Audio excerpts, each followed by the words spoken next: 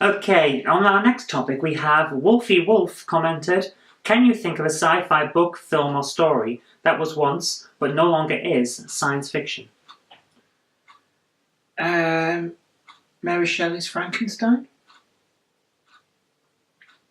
Okay, expand on that. I don't know, it doesn't feel as sci-fi as maybe it once did, or, something like Dr. Jekyll and Mr. Hyde, 20,000 Leagues Under the Sea. Now there's one. Yeah, stuff that's primarily the romanticised idea of going somewhere that people couldn't go to. Or, what's the word? H.G. Wells, Journey to the Moon or something. What's the word? First Men on the Moon? Is it sci-fi now? Well, I suppose... what happens when they get there is sci-fi. But the method they got there is sci-fi. But the ability to go there is not. Yeah, I think... And that's why I wanted to talk about this question, if you don't mind me jumping in. Because a lot of sci-fi ideas from the early days have become science fact. And I specifically remember this one story that kept coming up.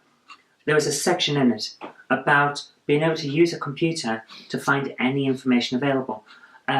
There's a topic, you access the topic, and then it brings up another idea. You press that, and it brings up a topic about that idea. And you press that, and it goes on to another piece of information. And everything's there for you to access. And he's basically describing hypertext links on the World Wide Web. But he's doing it in 1920-odd.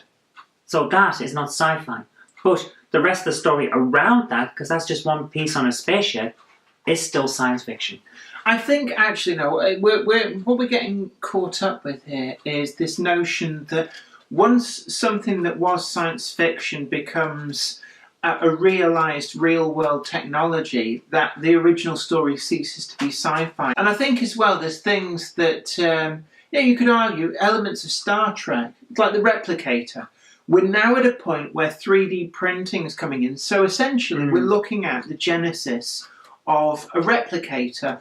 Yeah. But does that make Star Trek less sci-fi as a result? I believe not. I think, we have to understand that these things are from a snapshot in time, and once sci-fi, always sci-fi.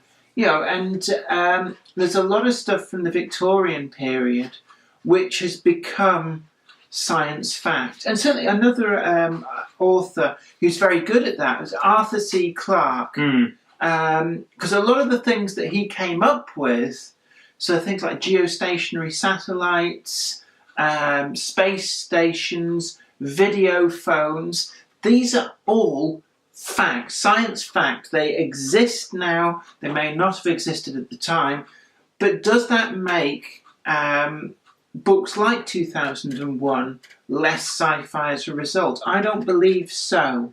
I think that's the issue, that the story itself may have aspects that have become real, but the story is still fiction. And it's still fiction based on science as it was predicted at the time.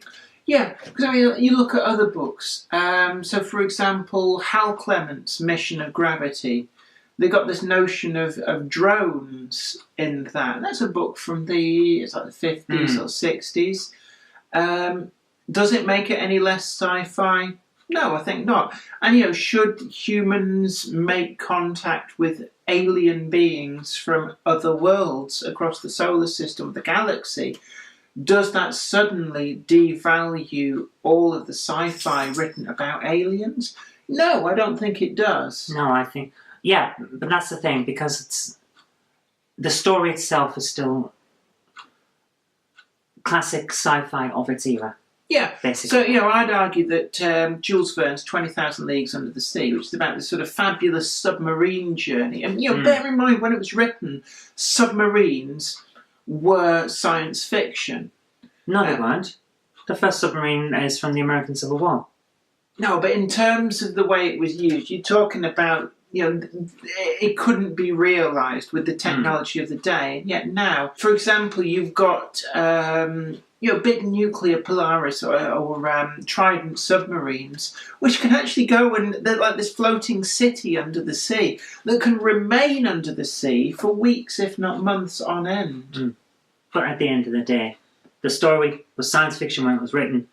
Even if parts of it become real, the core is still speculative based on what was known at the time. And that's what makes it science fiction, in my view. Yeah, once science fiction, always science fiction.